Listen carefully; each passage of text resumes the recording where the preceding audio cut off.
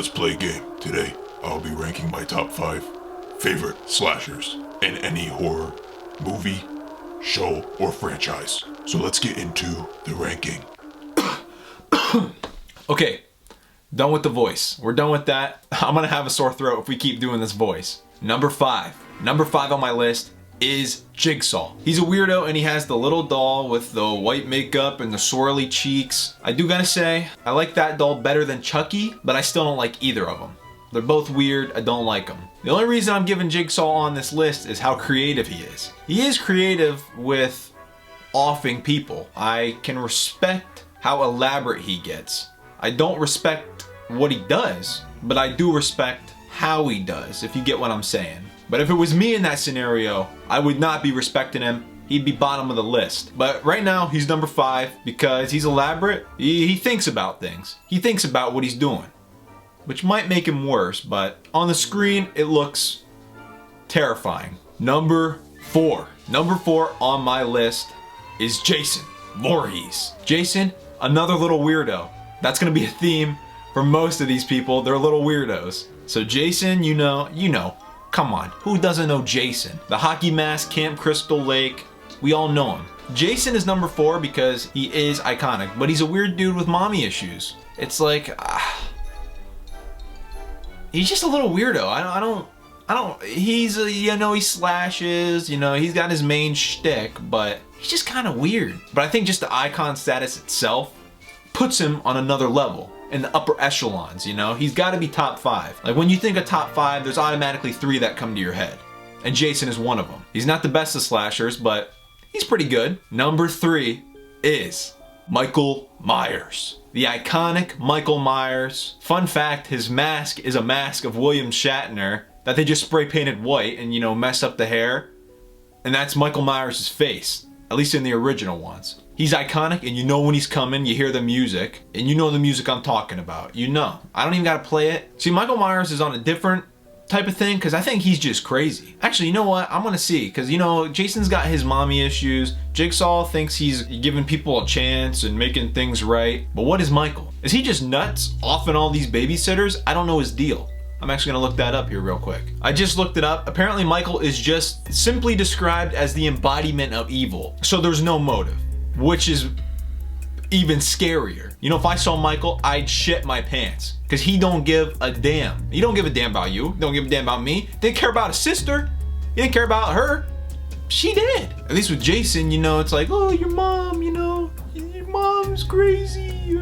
He's just crazy. Number 3's got to go to Michael Myers, because that man is scary. Number 2 on the list is Ghostface. Ghostface, iconic costume. Iconic. It is a sweet costume, so simple, great movie. The first Scream, probably my favorite horror slasher movie ever. I love the characters of the killers in the first Scream movie, especially Stu. He's just hilarious throughout the whole movie. Later becoming Shaggy in the Scooby-Doo movies. These guys got a motive at least, but they're so stupid, it's funny. That's the best type of horror movie, because sometimes the gore gets over the top, and I'm not a big fan of all that gore. I don't like seeing blood and intestines leaking out everywhere. That's disgusting.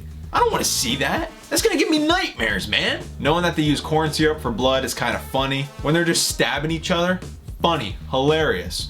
And I'm gonna recreate my favorite scene right now from that. You hit me with a phone, dick! That's my impression. My favorite scene from the movie. Also, if you think about it, without Ghostface and Scream, we wouldn't have Scary Movie franchise. I just want you to consider that before knocking Ghostface down. But anyways, I'd like to give an honorable mention to some slashers that didn't make the top 5, but they deserve some respect. As I mentioned before, Chucky. Yeah, Chucky's alright, it's just like another weird little dude and a child's doll. Little weird, but it's alright. Another honorable mention, Freddy Krueger, another weird little dude. He had the kind of claws like freaking Wolverine or something like that. He offs you in your sleep. That's terrifying. He's probably number 6 on my list. I gotta say, he's probably number 6 because that's terrifying. You can't sleep?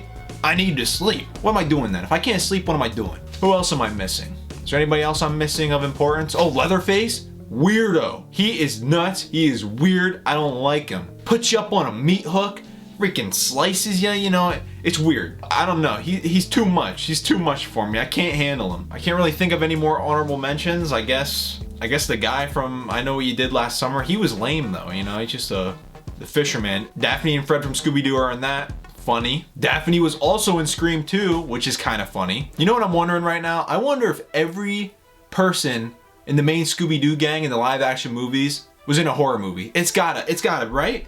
Right, it had to have happened. We know Freddie Prinze Jr. plays Fred, and Sarah Michelle Gellar were in I Know What You Did Last Summer, and Sarah Michelle Gellar was in Scream 2. Matthew Lillard, who plays Shaggy, he was in Scream, so I guess it's whoever played Velma.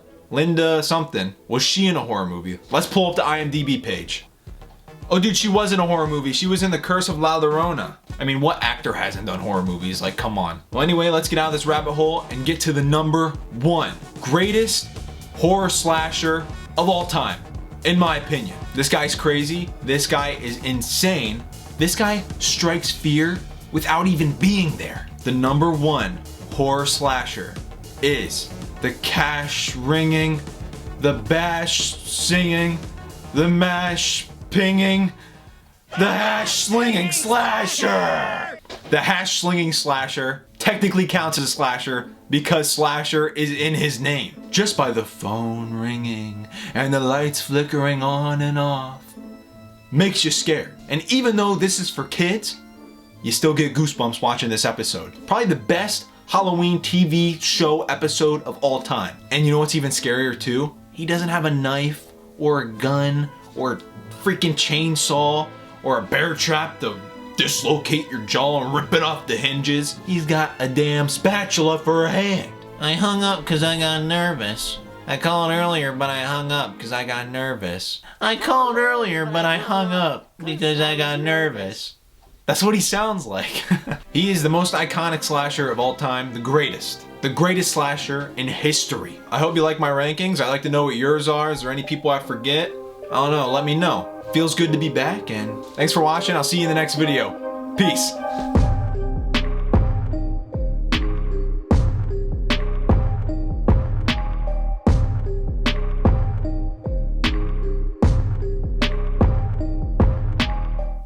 If that was you on the phone and you on the bus, then who was flickering the lights? Nosferatu. He's always messing around.